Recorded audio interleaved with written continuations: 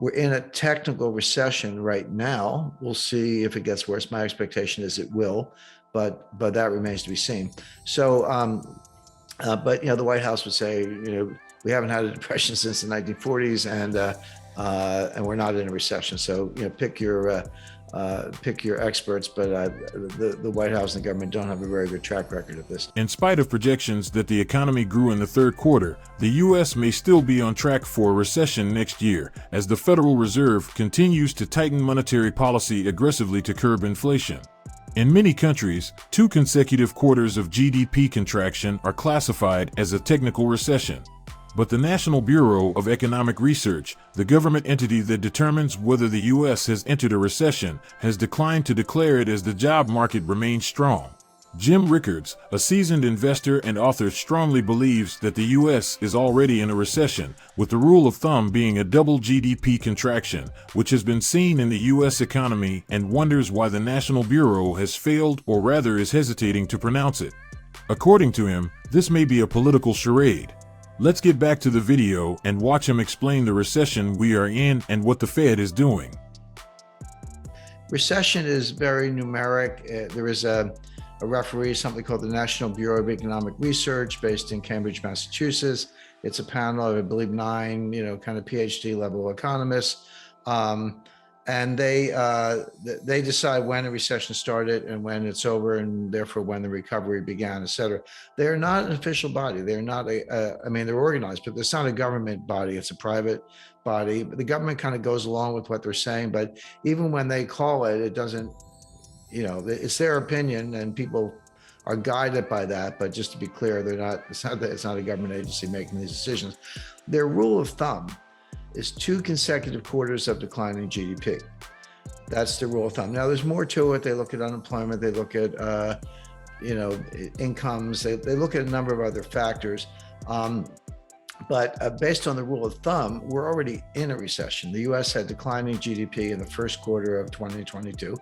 We had declining GDP in the second quarter of 2022. That was just revised literally today, but the loss was not as big, but it's still a loss, still in the red. So we've had the 2 consecutive quarters of declining GDP through, at this point, several revisions by the U.S. government. So based on the rule of thumb, we're in a recession. Now, around the world, markets are flashing warning signs that the global economy is teetering on a cliff's edge. The question of a recession is no longer if, but when. Over the past week, the pulse of those flashing red lights quickened as markets grappled with the reality, once speculative, now certain, that the Federal Reserve will press on with its most aggressive monetary tightening campaign in decades to wring inflation from the U.S. economy, even if that means triggering a recession, and even if it comes at the expense of consumers and businesses far beyond U.S. borders. There's now a 98% chance of a global recession, according to research firm Ned Davis, which brings some sobering historical credibility to the table.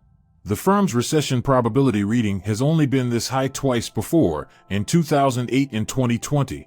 Jim Rickards also believes that the data and statistics show that recession is really unavoidable, and that attempts to soft cushion it will make it even worse than it is.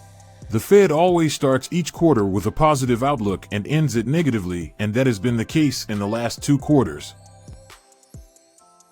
Janet Yellen, who doesn't know much about this, in the White House and others are saying, well, we're not in a recession. They're either changing the definition, or if you want to be a little technical about it, the National Bureau of Economic Research hasn't said so. But that's not unusual. What's normal is that the National Bureau of Economic Research can wait 3 months, 6 months, sometimes a year before they call the balls and strikes. And for that matter, it's not unusual that the recession's over before they tell you it started.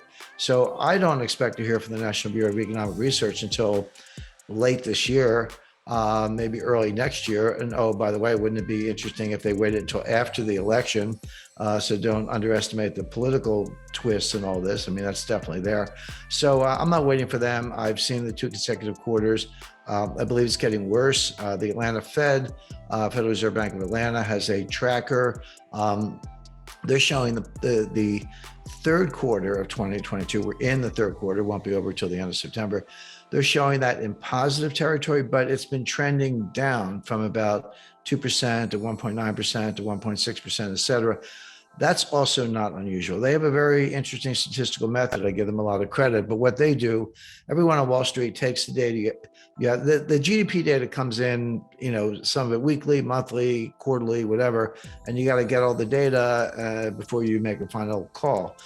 So what Wall Street does, they take the data they've got and they extrapolate. They say, well, based on regressions and correlations, et cetera, we think it's going to end up like this, and they're usually wrong. Atlanta Fed does something different. They take the data you've got, instead of extrapolating it, they say, well, what if this is all we had? What if this was the only data we had? And without guessing as to the unfilled pieces of the jigsaw puzzle, we'll give an estimate based on what we know.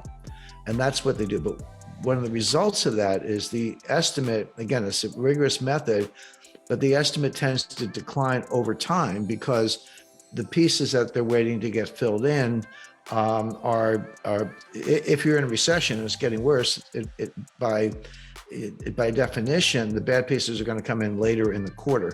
So we saw this in the second quarter. They started positive and ended up negative. They started positive in the third quarter. It's trending down. We'll see where it ends up. I don't have to call it the third quarter, but it wouldn't surprise me if we're seeing the recession continue into the third quarter, even as the National Bureau of Economic Research tries to make up their minds. So in my view, we're in a recession, but there's no, again, just to be clear, we all have our views. There's no government agency saying who's right or wrong. They don't do that. The recession may be over before a public announcement of the recession is made, and that is why there is a strong conviction that we are already in a global recession. But of course, everyone is entitled to their beliefs and choices, and we want to know yours. What do you think?